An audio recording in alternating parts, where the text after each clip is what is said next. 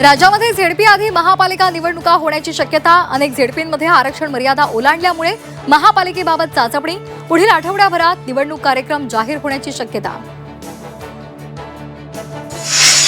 महापालिका निवडणुकांसाठी ठाकरे बंधूंचं ठरलं।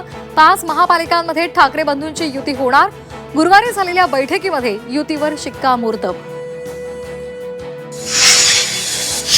झी 24 तासनं उघड केलेल्या जमीन गैरव्यवहार प्रकरणात खारगे समितीचा अहवाल डिसेंबरमध्ये सादर होणार।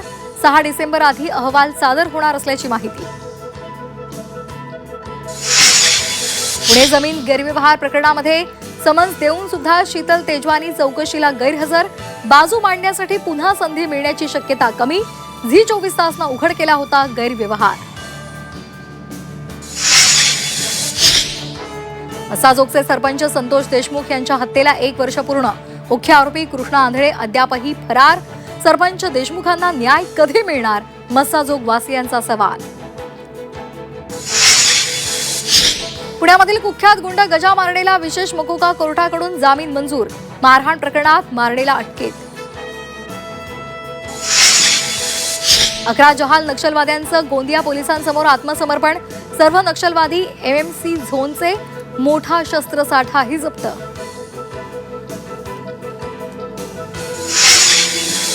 नॅशनल हेराल्ड प्रकरणामध्ये आज सुनावणी। सोनिया गांधी राहुल गांधींवर आरोप। ईडीच्या आरोपपत्रावर आज सुनावणी होणार। राजेश अग्रवाल राज्याचे नवे मुख्य सचिव उद्या पदभार स्वीकारणार। राजेश अग्रवाल 1989च्या बॅचचे आयएएस अधिकारी। राज्यात पुन्हा एकदा थंडीची चाहूल। निफाडमध्ये पारा 10 अंश सेल्सिअस पर्यंत घसरला। मुंबईसह कोकणातही पारा घसरण्याची शक्यता। श्रीलंकेमध्ये डिटवाहक चक्रीवादळाचा कहर। मुसळधार पाऊस आणि भूस्खलनामुळे 80 जणांचा मृत्यू।